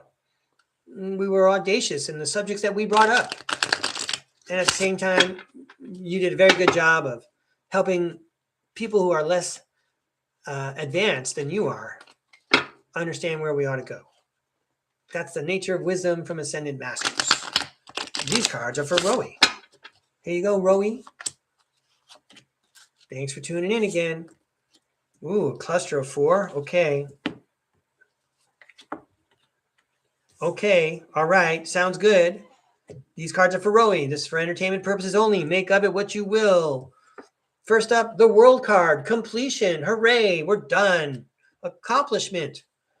Now that you're done, the Chariot card says keep on going. That world is done. Keep on going. Keep on going. This is a 2-message card here. Keep on going even though people are not behaving appropriately, or keep on going as if you're the one who wants to win. The Ten of Swords says the hard times are over. And the Tower card says, I'm going to just say, if the hard times are over, that means that the old system where the hard times were is out of commission. So again, maybe the old world wasn't so, it may have served its purpose. It may have served its purpose, but it's over now. And now you can keep going. You don't need to worry about abuse. All the hard times are over. That whole system is crumbled. So this would be like, I'm imagining a female right now in a cinematic scene where she just delivered divorce papers to her husband, who probably deserved it. Okay. And she's walking away from the apartment with her bag, and behind her, the apartment building explodes in a cinematic fashion. Okay. But that's because it's her imagination. She's imagining, that life with that person is over now that she's handing him the papers. That's just a dynamic. I'm not suggesting that anything applies in your life. Let's see how the rest of the story goes. Okay. I like the way it's going. We all have to accept, no matter how old we are, Breakaway Ray, we all have to accept that there's ego death involved. It's time for a new way of living. So keep on going. Don't worry about this. Don't worry about the past. That whole system is done. So 4 of Wands, homecoming, celebration. Aren't you happy now? The hard times are done. You don't have to keep crying about that stuff. That's me talking to me. Sorry, Rowie. Okay. The Sun card says everything's going to be all right. Does this look like a very deliberate and conscious message? It's a good message for everybody. I hope it works for Rowie also. What a wonderful contrast, Rowie. Look at what you went through. It's all done. Hooray. Emphasis on the ray. Right, let's keep going. 3 of Wands, one of my favorite cards. It's the luck is where preparation meets opportunity. You don't know where to go now? Well, look around, make a plan, look to the future. Your ships are going to come in. You don't need to perpetually wait for your ships to come in. Your ships are coming in. Look for them. Oh, God. We were doing so good. Then the 3 of Swords card shows up, but I'm going to say it's not even important anymore. We're not looking at the 3 of Swords. Look, we're looking in the other direction.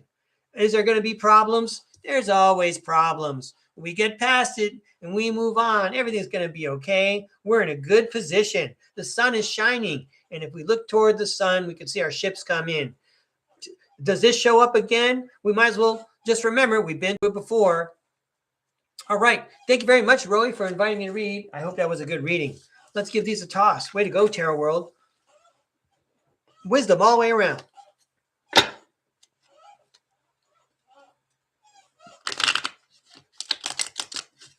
Wow. That was a good message for me. I also, I'm busy shuffling and dealing and talking and stuff, but a lot of these messages I need to hear at the same time. Hey, Judy, let's throw 3 cards for you.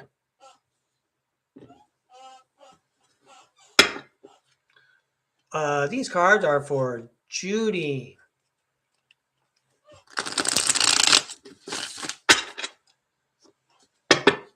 All right, Tarot World, can we throw 3 cards for Judy?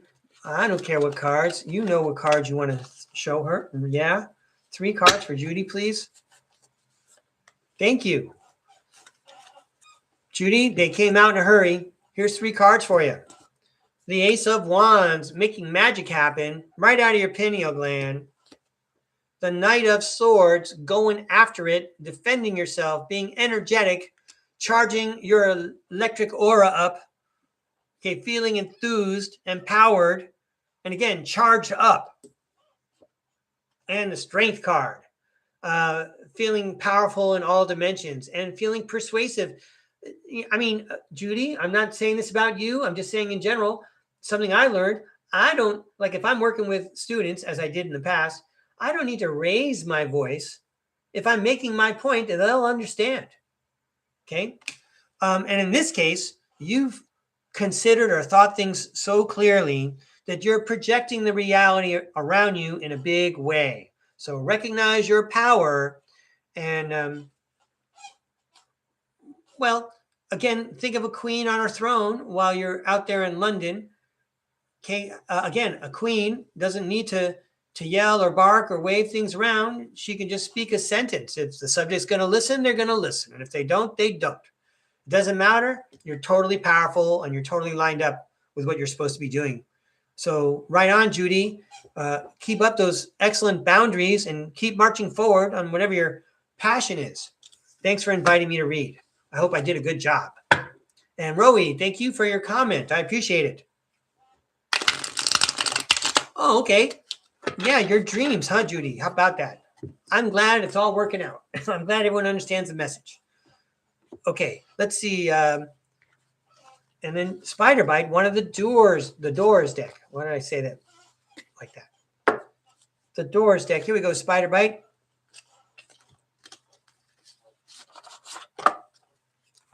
The Charismatic Doors deck for our charismatic friend Spider Bite down under. Australia, Asia, North America, Europe, Africa, 5 continents, everybody. 5 continents. Come on, South America, Antarctica. Where are you guys?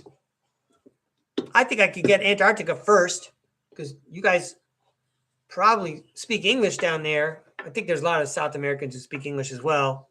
I got to get auto-dubbed more in Argentina. I got to get auto-dubbed in Ecuador, Venezuela, Uruguay, Paraguay. All right, so let's go down under. Spider Bite. That cat is not worried about the dingoes. Here we go, Spider Bite. Let's throw some Doors cards for you. Any messages for Spider Bite? She really loves the tarot readings. I get all kinds of compliments and positive regard from Spider Bite about the readings. Thank you, Spider Bite. You make me have confidence in whatever it is I think I'm doing here. Oh, the Doors deck. Such a beautiful backing of a card. Such rich imagery that I have to figure out. Let me get my magnifying glass. Some of these pictures are small. I'm looking for my magnifying glass. Please stand by.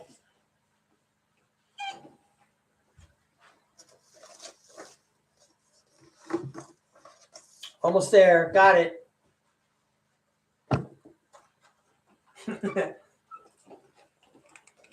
Okay, Spider Bite. I'm ready to read a message from the tarot world. First up. It's the Knight of Wands. You have so many readings where there's like friendship involved. Look at the Knight of Wands. He's showing up with a gift at the front door. I like that. That's like good manners. Like when I was growing up on the East Coast and we were going to go visit family and friends, we always carried with us a pink box with pastry. Okay. Good manners. Don't show up empty-handed. The Knight of Wands. Don't show up empty-handed. I wonder if that's the message or a message. I have the Nine of Swords and the Moon. The Nine of Swords talks about sleepless nights, and of course the Moon talks about night. So I don't know if there's, I mean, again, this is for entertainment purposes only, but anyway, it suggests that maybe someone's having a tough time sleeping. I always have a tough time sleeping when there's a full moon. All right, next. Ooh, this is a fun one. The Eight of Wands. Here comes the prescription. Eight of Wands. This is what you should do right now. The Hierophant. Remember what you've learned, says the Pope to the sheep. It also talks about social acceptance. So, how does this go? Someone shows up at the door and remembers his manners, and he does not come empty-handed. Could a gesture like that cause us some unrest? Is it hard to believe that people still show manners and are generous and are thoughtful? Well, here's what you should do now. You should remember what you've learned. Hey, Spiderbite, I don't know what you've learned. I don't know if that's the message, but I had fun telling the story. Thanks for requesting the deck. These are fun images. I mean, it does. This is like a message also for me. I'm always the one saying, you're going to trust a human? Yeah, this human is cool. He remembered his manners. I don't need to have a sleepless night, okay? Right now, I need to remember what I've learned, and that is, people who show integrity like that and show good manners, that's someone I might be able to rely on and count on. That's someone I could trust. Okay. I'm still going to have boundaries, though. Thank you, Spiderbite. I appreciate you tuning in.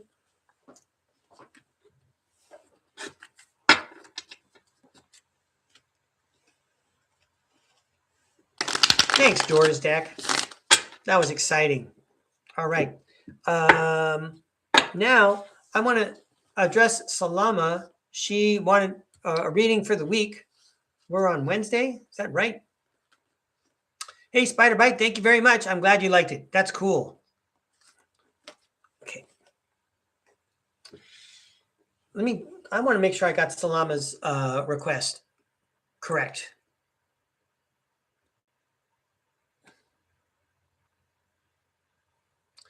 I know Salama used capital letters. This should be easy for me to find.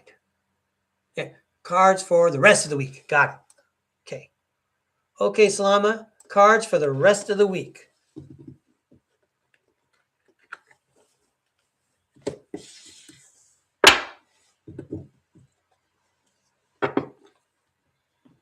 That would be Thursday, Friday, and the rest of today, which is Wednesday, which you've already lived through most of it.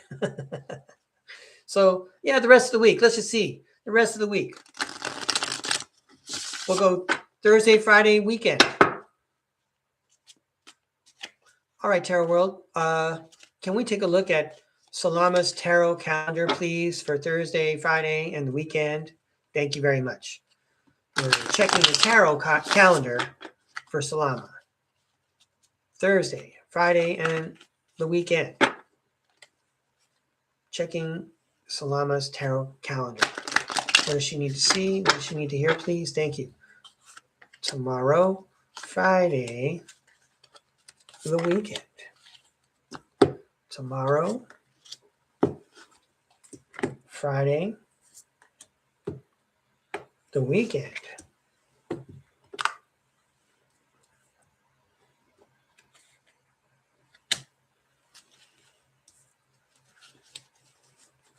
Tomorrow, Friday, and the weekend. And you got 2 bonus cards there. All right, Salama. Thanks again for inviting me to read. Let's see. Tomorrow.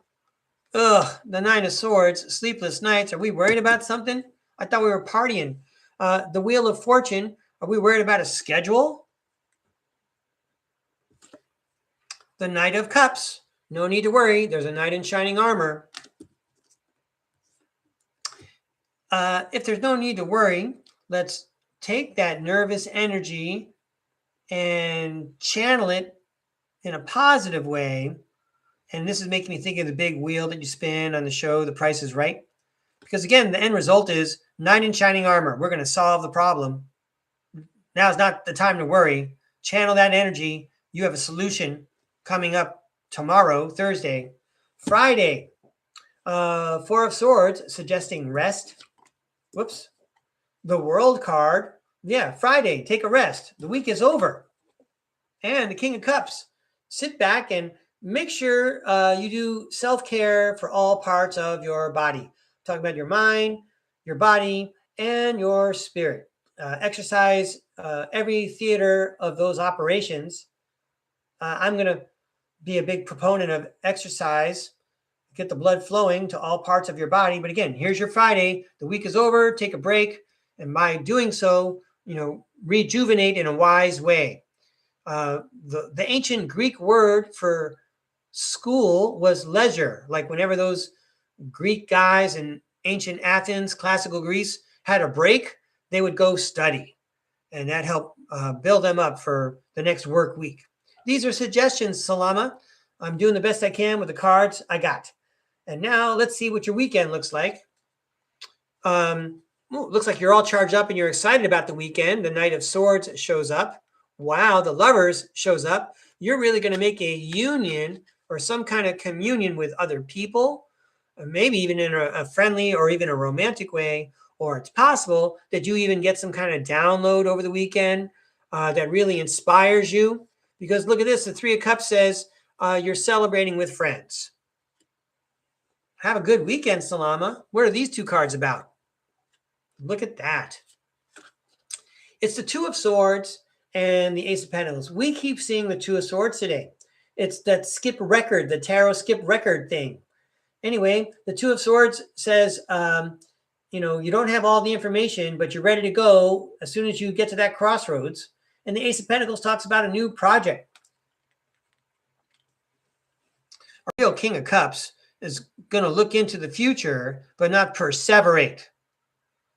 The real King of Cups is going to task one of his minions, if I may use that term. And I'm talking about his subconscious. He's going to task his subconscious to pay attention to when new opportunities come our way that help lift up the whole kingdom. But in the meantime, it's the weekend. I'm going to relax. I'm going to make a big deal about making sure I pursue something that I love and celebrating with friends and being light. Because the big picture is, I know there's no King of Wands here. The big picture is, I don't have all the details of what's coming at me, but I know how to make it happen. I got all the tools to make it happen. All right, Salama. Enjoy the rest of the week. I hope that was a fun reading. Thank you very much. Thanks, Tarot World. I liked the message that you sent. Good messages for everybody. Thanks, Tarot World. All right, on with more readings. Who's next? Arwen, let's throw some cards for you. I see that Kimmy Moses has shown up. Thanks for dropping in, Kimmy Moses. Let me know if I can throw you a couple of cards. I'm not going to fish out your name tag, but I can throw you a couple of cards. Hey, Arwen, we're going to go back to the Light Seers deck for you. Thanks for inviting me to read. These cards are for Arwen. Shamrocks ahoy! I'm imagining a leprechaun dancing a jig right now just because it's funny. I don't know if Arwen has any Irish blood at all. All right, Kimmy Moses, I got your message. Thank you. I'm going to throw some cards here for Arwen first. What does Arwen need to see? What does Arwen need to hear? Thank you very much, Tarot World. You're doing an exquisite job as usual. Gorgeous readings today. Here we go, Arwen. Let's see what the Light Seers deck has to share with you. The Ace of Pentacles, you get an Ace of Pentacles too. A new thing to study, a new project. No resting on your laurels, Arwen. The Five of Cups and the Hangman. Was there a disappointment in your life? Well, it looks like a disappointment. The Hangman says, turn that card upside down. And it looks totally different. In this case, it looks like the pineal gland is up here. And there's the nose and the lips right there. So the disappointment looks a little bit like a face painted by Salvador Dali. There's a new project. Did someone make a mess? Clean it up because there's something there. And the King of Swords is saying, yeah. I just quoted the King of Swords before I knew it was the King of Swords. There's a new opportunity buried in that mess. Time to go dumpster diving. I'm just teasing. It's just fun to say dumpster dive. Okay, next up. Oh, the Six of Cups. Those are happy memories. And the Ten of Wands and the Three of Pentacles show up. You know, it's so much work working with others and building a team and starting something new. Sometimes feels like you're starting from scratch every time. That's how I felt in the classroom every year. Not necessarily with the kids, but on the staff. I didn't even want to talk about this stuff, but felt like every year it was I had to start from scratch, trying to prove myself. And I mean, that was the point. That was the strategy. This reading was for Arwen. Arwen, be like Marcus Aurelius and remember that the obstacles actually point us in a new path of a new project, something new to learn, some way to expand our consciousness. So turn that disappointment upside down. Use your sparkling pineal gland to see things in a different way, because that's what the King of Swords is trying to tell you. You've got lots of happy memories to look back upon, and that's because you put such effort into building teams with good people. Arwen, I hope you enjoyed the reading. I enjoyed having you here. Thanks for inviting me to read. Have a great weekend if I don't talk to you. And now, well, Kimmy Moses is sitting right there, and I have the Lightseer's deck in my hand. I'm going to throw a few cards for Kimmy Moses. I was thinking about Kimmy Moses while I was doing my presentation today, thinking, I bet Kimmy Moses would be giggling if she saw this. But anyway, here we go, Kimmy. Let's throw you some cards. Yeah, thanks, Kimmy Moses. Here we go. These cards are for Kimmy. What does Kimmy need to see? What does she need to hear? And I don't want to be the only one talking to Kimmy Moses, with great deference and respect, like she's the queen, because she is, and people in your world, Kimmy Moses, ought to speak to you in the same way I do, or at least think they ought to. That's my opinion. If they don't know better, we can't blame them. All right. Here I go. Ten of Wands. There's a lot of work involved, Kimmy. The Knight of Pentacles. But you're the best person for the job. And the Queen of Swords says you were right. And a lot of this is you were not only the right person for the job, there was like nobody else who could do the job that you did. Exclamation point, says the Strength card. Who better? You had the best resume and you proved it. You made personnel look like geniuses when they hired you. And maybe personnel is really just, the spirit world and your higher self. I feel like there's a lot of pride in your industriousness and your commitment and your integrity. If you're not hearing it in the real world, hear it from the tarot world. The Eight of Swords and the Five of Wands upside down. Good, I'll take it upside down. The Eight of Swords says as much as you can imagine, and the Five of Wands talks about those annoying people that always argue and fight over the same stuff and they never want to solve any problems, but you turn that upside down. As much as you can imagine, that Five of Wands stuff doesn't bother you. Okay? I don't know. I'm trying to think of another example of this. In a Bruce Lee movie, right? Bruce Lee sure gets in a lot of fights. Oh no, are there more guys coming to fight with me? Bruce Lee doesn't walk away from it, doesn't faze him, doesn't bother him. That's what I do. Bring it, guys. I'll let you guys carry sticks. I'm still going to win. Okay. That's such small potatoes for you, Kimmy Moses. All right. So anyway, in conclusion, we have the Nine of Swords upside down. Sleepless nights? I don't think so. And then the Queen of Pentacles, you are the responsible, sensible, working parent.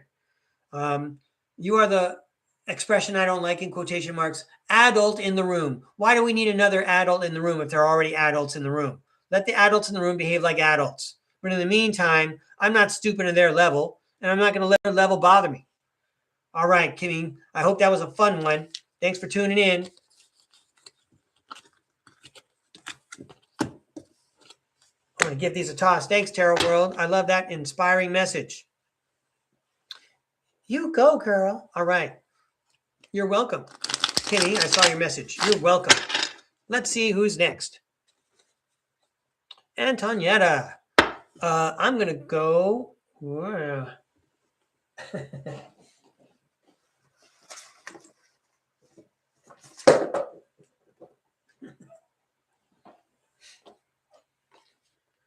I want to say it's very brave of Antonietta to tune in all the way from Asia. I'm going to take out the tie-dye deck, the fantasy color deck. Here we go, Antonietta. Let's throw some cards for you.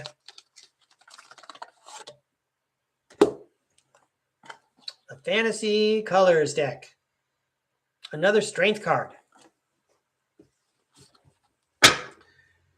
These cards are for Antonietta. Thanks for tuning in, Antonietta. Please show us what Antonietta needs to see. Please tell us what she needs to hear.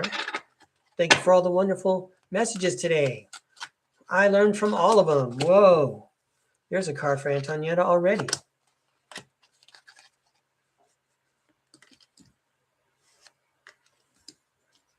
All right. Can I have one more for Antonietta, please? Yeah. All right. I see what you're going. That looks like an Antonietta card. This is a 7 of Cups, Antonietta. Always opportunities. Always seeing opportunities. Usually seeing them before anyone else does. I don't know if you ever go to the racetrack, but maybe you'd be good at betting on the ponies. Anyway, Antonietta, let's see what's going on. The 6 of Cups. Happy memories. Then the Queen of Swords and the Sun. You were right, Antonietta. There were happy memories. The Queen of Swords says, you were right. The sun was shining, and the sun is shining. Life is good. Life is a happy place. Breakaway Ray sounds grumpy, but life is good. I've got lots of happy memories. I was right all along. I don't know why people get upset. The sun is shining. There's opportunities everywhere. Wow, Antonietta. People must want to hang around you. You must be really uplifting and perky, according to the cards. Well, here's the judgment. It says that something is ending, and that means that a new thing has to begin. That's right. That's what the King of Swords says. Something else is coming in. There were happy memories. It was a good chapter, but now there's a new adventure coming in here. Wow, and it's the Lovers card. Well, I hope it's as intimate and romantic as this image shows, Antonietta. But the Lovers card, especially at the end of the sentence, also talks about love from the cosmos. Have you been enjoying life on surface planet Earth? That's awesome, because now we want to expand what you got going on. We're going to give you more opportunities because you've been carefully developing your integrity and your psychic skills. So Antonietta, 6 of Pentacles, talks about giving, receiving, and charity and altruism, but it also says, let's do business. Antonietta, I think you're being invited. If you're not on a media fast already, there are spirits trying to talk to you, and they have plans for you. You know what the plans are. And there are multiple options on that flow chart. Good luck, Antonietta. Thanks for tuning in. I hope that was a fun message. Maybe someone else needed to hear the same thing. I'm looking at you, Breakaway Ray. Let me give these a toss. Wow, I got a few likes out there. Thank you very much. I appreciate that thumbs up. That's beautiful. That sounds like applause to me. Who's next? Hey, Namira, let's throw some cards for you. Namira, fantasy color all the way. Here we go, fantasy color deck. As long as you're throwing beautiful colors around, why don't you throw some beautiful colors for Namira? Every message for Namira is meaningful. Look at that weird thing that just happened. This card wants to come out. Okay, these cards are for Namira. Thank you for showing us what Namira needs to see. Thank you for telling us what Namira needs to hear. Thanks for a great day at StarCard Podcast. The sun is coming out here on the West Coast. It's overcast where I am. I can't wait to take a walk later. These cards are for Namira. Yay, Namira. All right. It's all for entertainment purposes only. Namira in the Netherlands. I think you got an Ace of Wands last time I read. There's a lot of magic in the air. The Star card in the Page of Cups. The Star card talks about being energized and rejuvenated and being inspired and having hope. And the Page of Cups talks about being pleasantly surprised. So you're tuned in to Star Card Podcast because you know that's where the magic is, and you're looking to find out what that pleasant surprise is going to be. The Seven of Wands, overcoming all challenges, meeting all challenges. And the Ace of Swords, a lot of truth. Let's finish the message and see what's going on. The Temperance card, staying balanced. And the Seven of Cups, lots of opportunities again.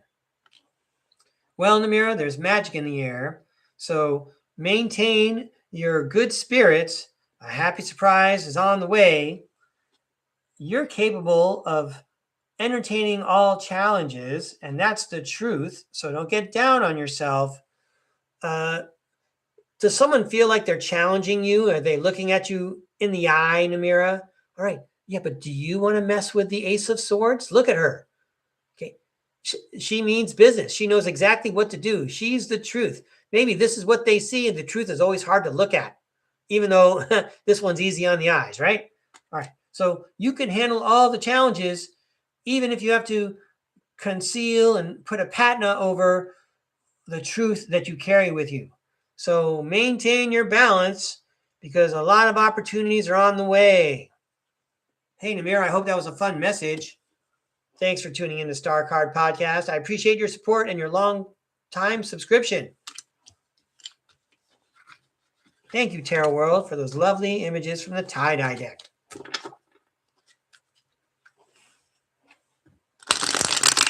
Here we go. And I think I'm on my last throw. Here we go, Kimberly Bamford. Kabam! So I'm going to throw the Fantasy Colors decks. How am I doing on time? Oh, I'm going to get out of here in under 2 hours. These cards are for Kimberly Bamford. Thanks for tuning in, Kimberly. Tarot World, it's your favorite, one of your biggest fans. She's always asking for your autograph. Let's throw some fun cards for Kimberly Bamford. Thank you for helping me help my friend, Kimberly Bamford.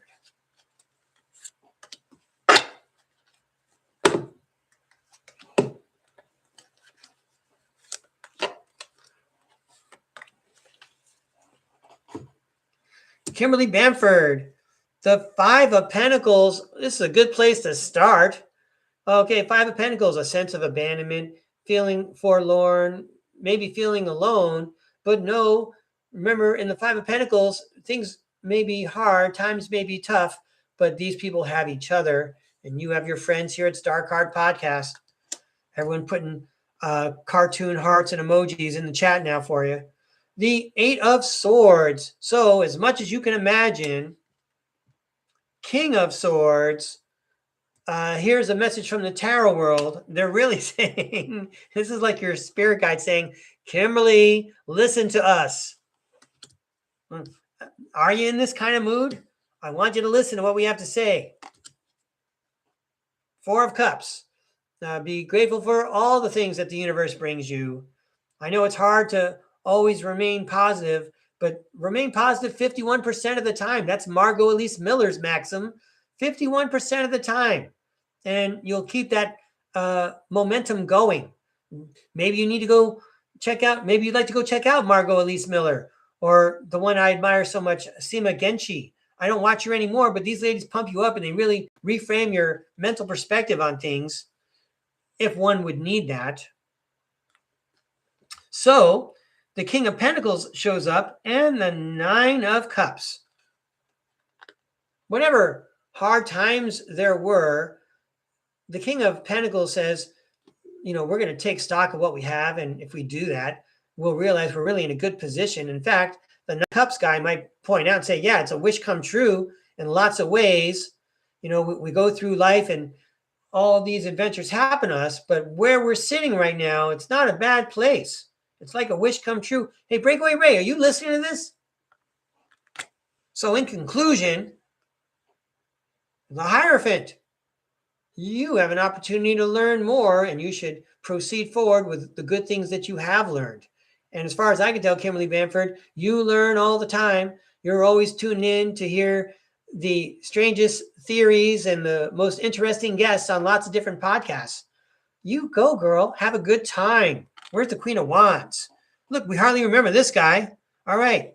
So as much as you can imagine, you're really in a good position. So proceed as usual for Kimberly Bamford.